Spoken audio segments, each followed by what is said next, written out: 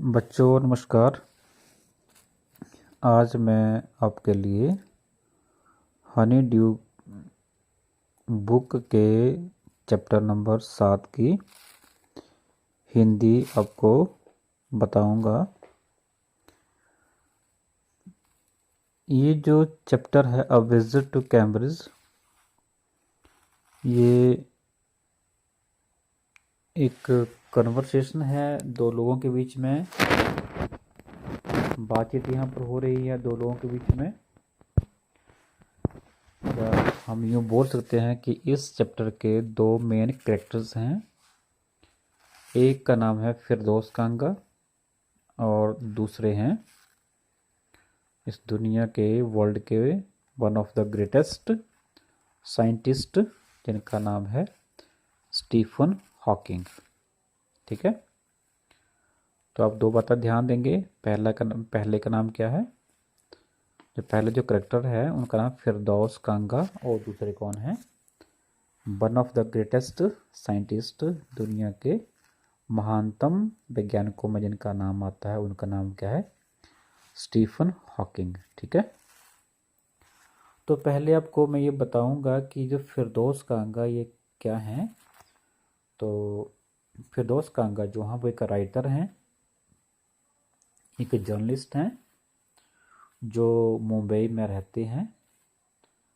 और इन्हें एक्चुअली ये दोनों फिरदौस कांगा और जो स्टीफन हॉकिंग है दोनों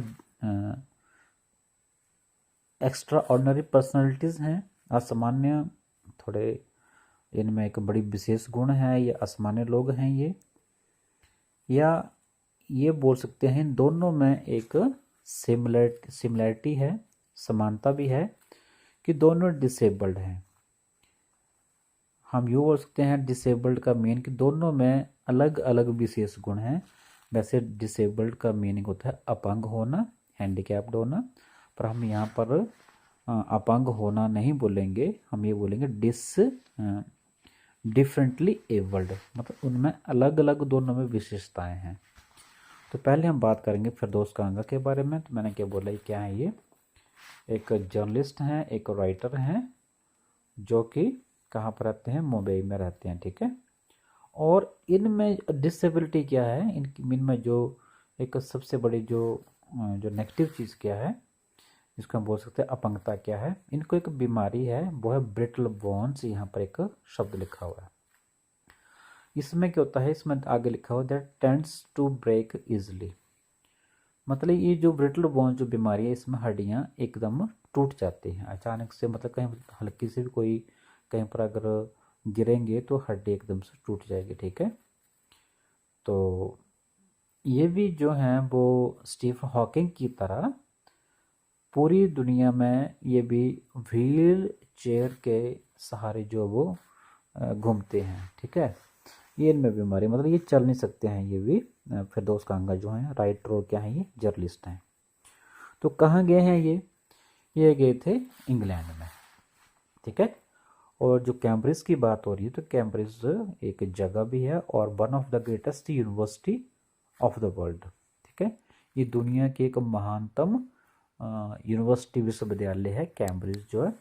और आप देखें तो कैम्ब्रिज की एक डिक्शनरी भी आती है। ठीक है, तो ये हो गया आपका। और ये इंग्लैंड गए थे वहाँ पर अपने ट्रैवल्स के बारे में लिखने के लिए, अपनी यात्राओं के बारे में लिखने के लिए इंग्लैंड गए थे। तो वहाँ पर वे व्हील चेयर में ही गए थे। मतलब इसका ये हुआ कि वैसे तो ये मुंबई से इंग्लैंड में बाय एयर गए थे, लेकिन वहाँ पर आगे की जो इनकी जर्नी रही थी, जब भी इन्होंने कहीं पर जाना होता था तो गाड़ी से उतर कर ये व्हील चेयर में जाया करते थे। ठीक है, तो एक बात आपके लिए क्लियर होगी फिरदौस कांगा के बारे में। और दूसरी बात है ये है आपकी स्टीफन हॉकिंग के बारे में, जिनको मैंने क्या बोला भी कि दुनिया के क्या हैं, ये one of the greatest scientist भी हैं और ये एस्ट्रोफिजिक्स भी हैं।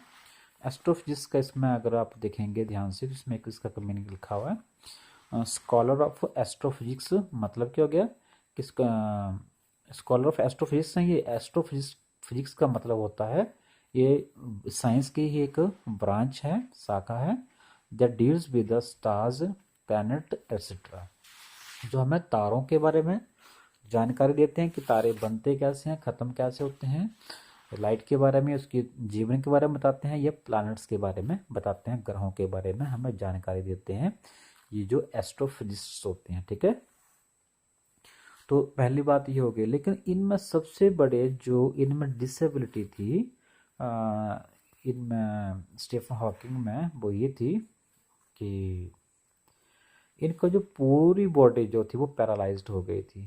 पैरालाइज होता है बेटा अभंग, मतलब उसमें अधरंग होना, और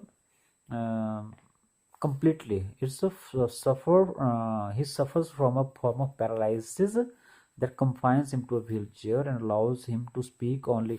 अब मतलब इनको पूरी बॉडी को एक पैरालाइज टाइप की बीमारी हुई थी, इनका भी पूरी ज़िंदगी जो थी, इनकी पूरी लाइफ जो थी वो व्हील चेयर तक सीमित हो गई थी, और यहाँ तक कि ये बोल भी नहीं पाते थे, और बोलने के लिए इन्होंने ये कंप्यूटर्स की एक टॉकिंग कंप्यूटर की मदद लेते थे।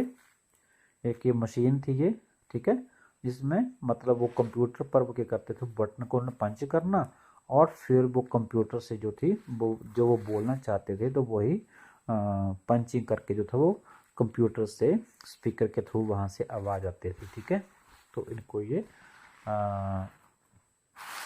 इनको भी एक बीमारी हो गई थी स्टीफन हॉकिंग को। तो देखिए दो महान लोगों के बीच में यहाँ पर एक बातचीत हो रही है, और दोनों के अंदर कितनी बड़ी डिसेबिलिटीज़ हैं, एक अपंगता भी है और एक विशेष गुण भी है।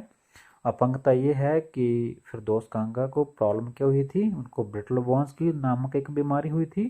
ठीक है, और जो स्टीफन हॉकिंग जो थे उनकी पूरी बॉडी जो थी वो पैरालाइज्ड हो चुकी थी। लेकिन उनमें स्पेशल उनमें एबिलिटी क्या थी, उनमें योग्यता क्या थी, one of the greatest scientist, वो दुनिया के बहुत ही ज़्यादा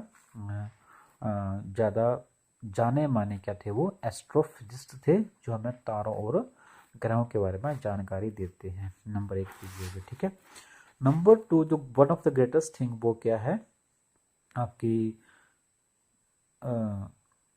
अपना स्टीफन हॉकिंग के बारे में कि वो जो यूनिवर्सिटी ऑफ कैम्ब्रिज जो थी, कैम्ब्रिज यूनिवर्सिटी में जो थे वो आइजैक न्यूटन के बाद, उसके बाद तो आइजैक न्यूटन के बाद, आइजैक न्यूटन कौन थे, ये भी एक बहुत बड़े एक मैथमेटिशियन थे, एस्ट्रोफिजिस्ट थे।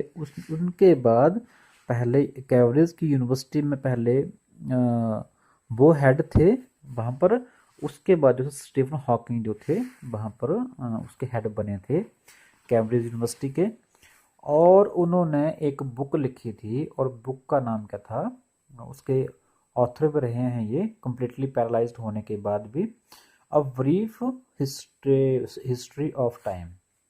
ठीक है, और इसके जो थे वो एक ब्रीफ, ये जो है a brief history of time जो है, टाइम के ब्रीफ हिस्ट्री के नाम को उनके एक किताब भी इनके द्वारा लिखी गई थी, जो कि पूरी दुनिया में बहुत ज़्यादा बिकने वाली किताब थी।